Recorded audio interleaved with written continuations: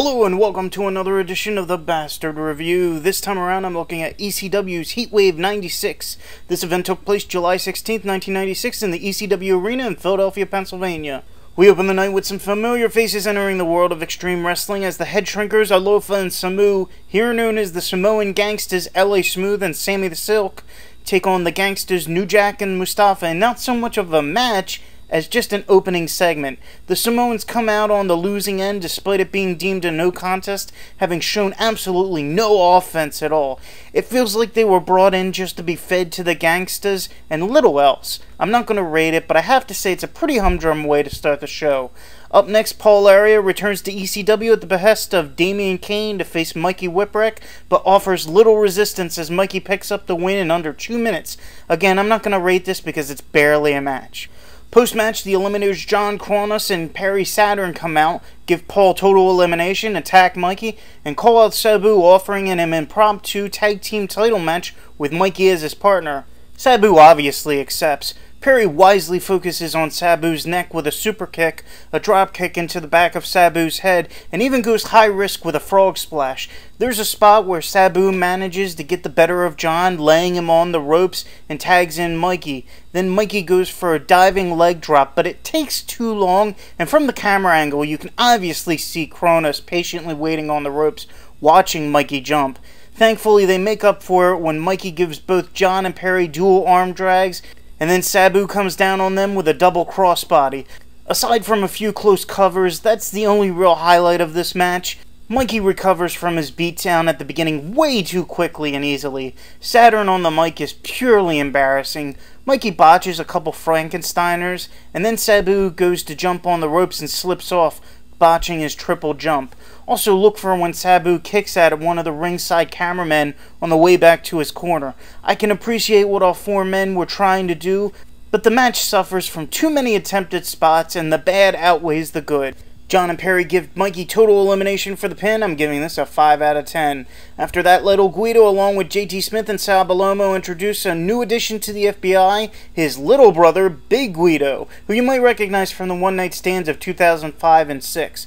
The Dudley entourage comes down, but before the match can begin, Devon Dudley, at the time a villainous outcast of the family, calls out Big Dick and draws him away from the ring, allowing the FBI to gang up on Bubba Ray and the others. Big Dick eventually joins the melee, then Devon returns, and even Hack Myers makes an appearance for some unexplained reason. There's a nice moment when Bubba Ray confronts Devon, ready to give him a chair shot, but Devon pleads for mercy, all the while playing Bubba Ray, leading up to a low blow. The end sees Big Dick ready to give Devon a chair shot when Big Guido spins him around and gets it instead, followed by the pin. Okay, Big Guido isn't even a legal participant, and yet the ref lets the pin stand. A silly match that's really more of a segment. I'm giving this a 4 out of 10. Up next, Axel Rotten takes on Tarzan Goto, a Japanese wrestler from FMW, a promotion I've mentioned in the past. While this offers very little apart from what you'd normally find in a brawl, both manage to add some actual wrestling moves to the equation, and for being heavy-set guys, they last for a decent amount of time, with the match clocking in just over the 7-minute mark. Goto heavily uses a chair in his offense, but has to work at making the shots he takes from Axel a little more believable. Both times you can see them pause to make sure both are ready for the shot. Goto picks up the win with a brainbuster onto a chair, and by the end some of the crowd is cheering him on. If this were more than a one-off match, I'd probably be excited for their next encounter. I'm giving this a 5 out of 10. Bill Alfonso says he's taking over ECW, fires Joey from the segment, and introduces his replacement, Joel Gertner. Taz cuts promos on Sandman and Tommy Dreamer. 911 attacks Joel, but falls to a Taz mission. It's an entertaining segment, but takes too long to get going. Then Chris Jericho defends his ECW World TV title against Shane Douglas, Too Cold Scorpio, and Pitbull No. 2 in a 4 corners elimination match. Jericho had just won the title 21 days earlier at Hardcore Heaven from Pitbull No. 2, so I'm kind of surprised he's defending it against all 3 men instead of just a simple rematch, but okay.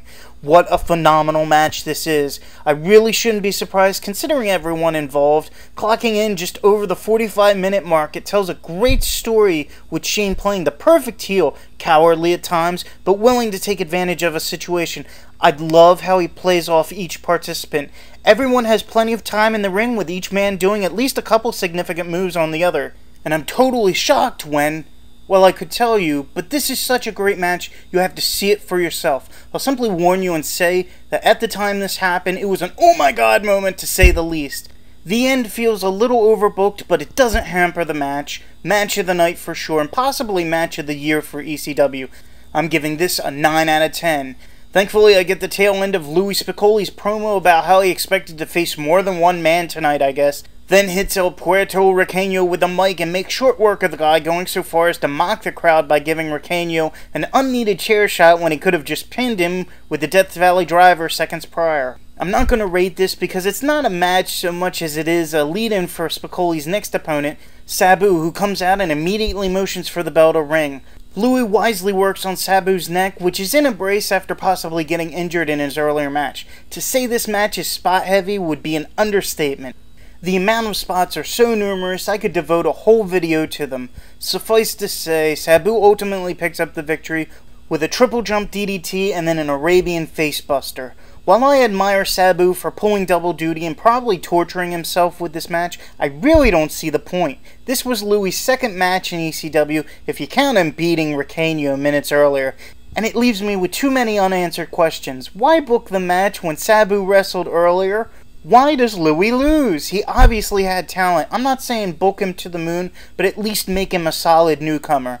And what is Sabu's motivation to win? It's not as though Louis stands in his way. Even Joey Styles questions this in the commentary. Finally, why risk Sabu, who is definitely injury prone, on a throwaway match when you're building up to him and RVD facing each other in a month? It's not a horrible match, just an uninspired one. I'm giving this a 5 out of 10. Finally, we come to the main event. Sandman, Terry Gordy, and Tommy Dreamer take on Raven, Stevie Richards, and Brian Lee in a steel cage match, but it doesn't have your average steel cage rules. In a page possibly taken from a future WCW storyline, Sandman and Raven start in the ring. Terry and Stevie begin on an elevated tier near where Joey Styles commentates, and Tommy and Brian start wherever. The first two men to cover his opponents gets first dibs at entering the cage, or something like that. In addition, while Raven isn't defending his title, if Stevie gets pinned in the cage, Raven loses it. It sounds stupid, and is, but whatever. Thankfully, it doesn't take Sandman 5 hours to get into the ring, but all three men make staggered entrances, which I find kind of odd. I like the story going on here. Raven was in the midst of his long-running feud with Tommy, sending Brian to deal with the innovator of violence, but he was also embroiled in a feud with Sandman when his wife, Lori, aligned herself with Raven, bringing along Sandman's son, Tyler. Throw in Terry, who thought he deserved a title shot, and you've got the makings of good drama. At one point, Tommy has Raven handcuffed to a cage wall when Lori sends Tyler in to get between Raven and his would-be attackers of Tommy and Sandman. Tommy finds little reason not to attack anyway, which draws the ire of Sandman, and while they argue, one of Raven's henchmen is able to free him. There's a big spot towards the end where Brian chokeslams Tommy from the top of one of the cage walls onto 3 tables stacked on top of each other outside, which I had to laugh and shake my head at. Finally, in a sign of how chaotic this match becomes, both at various times, Terry hits Sandman, and Raven sends Stevie into the cage wall for no foreseeable reasons. The end is lackluster. Sandman blocks a DDT, gives Raven one of his own, and picks up the win for his team. Really, that's it? That's a letdown considering the drama that unfolds in Tommy's spot. I expected a big finish. I'm giving this a 5 out of 10. Overall, ECW's Heatwave 96 is an above-average show. The 4-way dance for the TV title is obviously worth your time, but everything else is okay to forgettable. While the dramatic story of Raven, Sandman, and Tommy is engaging, the actual match suffers from needless stipulations and too much going on. I'm giving this a 6 out of 10. Thank you for listening. Please tune in again when I review another wrestling DVD in my collection or anything else that crosses my path.